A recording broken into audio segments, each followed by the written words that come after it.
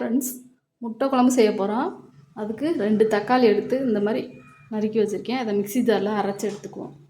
என்கிட்ட இஞ்சி பூண்டு பேஸ்ட் இருக்குது. இல்லைன்னா உங்களுக்கு இதோடு சேர்த்து இஞ்சி பூண்டு அரைச்சிக்கோங்க. இந்த மாதிரி அரைச்சி எடுத்துக்கிட்டேன். தண்ணியே சேர்க்கலை, தக்காளியில் ஒரு தண்ணி தான். குழம்பு தாளிச்சிக்குவோம். எண்ணெய் ஊற்றிருக்கேன், சூடாகிருக்கு. சோம்பு கொஞ்சம் போட்டுக்கிறேன். சின்ன வெங்காயம் நறுக்கி வச்சுருக்கேன். ஒரு 10 சின்ன வெங்காயம் பொடியாக நறுக்கி வச்சுருக்கேன். அதை சேர்த்துக்கிறேன். முட்டை குழம்புக்கு சின்ன வெங்காயம் சேர்த்தா நல்லா டேஸ்ட்டாக இருக்கும். இல்லைன்னா பெரிய வெங்காயம் சேர்த்துக்கோங்க. கருவேப்பிலை போட்டுக்கிறேன். வெங்காயம் நல்லா வதங்கிடுச்சு. இஞ்சி பூண்டு பேஸ்ட்டு 1/2 ஸ்பூன் போட்டுக்கிறேன். பச்சை வாசனை போட்டு அரைச்சி வச்சுருக்க தக்காளி பேஸ்ட்டை அதில் சேர்த்துக்கலாம். இதையும் சிம்லே வச்சு நல்லா அந்த தக்காளியோட பச்சை வாசனை போகிற வரை நல்லா வதக்கிக்கலாம். இந்த மாதிரி தக்காளி அரைச்சி சேர்த்தா நல்ல கிரேவி கிடைக்கும். தக்காளி நல்லா வதங்கிடுச்சு, பச்சை வாசனையெல்லாம் போயிடுச்சு. 1/4 ஸ்பூன் மஞ்சள் பொடி போட்டுக்கிறேன். ஒரு சின்ன ஸ்பூனில் கரம் மசாலா பொடி 1/4 ஸ்பூன் போட்டுக்கிறேன்.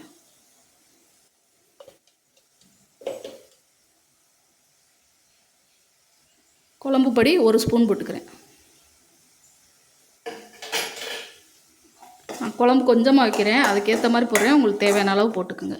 இந்த பொடியிலே எல்லாமே சேர்த்து அரைச்சிருக்கேன். இதை 1 நிமிஷம் நல்லா கிண்டி விட்டுக்குவோம். இந்த எண்ணெயிலே அந்த மசாலா வாசனையெல்லாம் போட்டு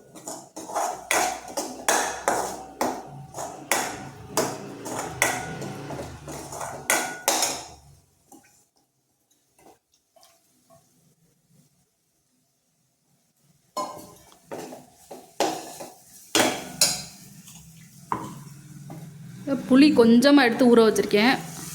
அதை ஊற்றிக்கிறேன். எங்கள் வீட்டில் எல்லோரும் புளி ஊற்றுனா தான் பிடிக்கும். ரொம்ப கம்மியாக ஊற்றுறதே தெரியாமல் ஊற்றணும்.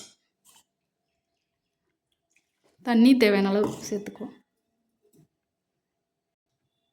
உப்பு தேவையான அளவு சேர்த்துக்கிறேன்.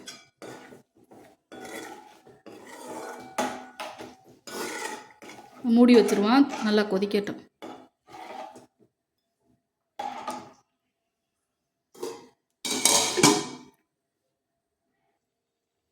குழம்பு நல்லா கொதிச்சிருச்சு.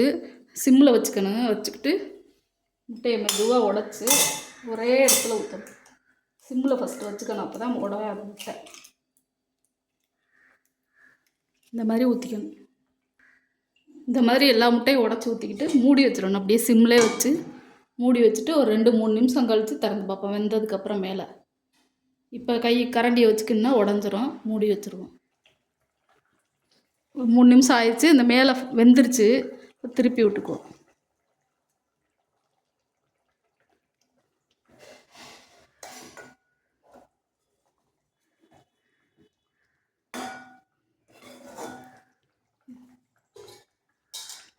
மூடி வச்சுக்குவோம்.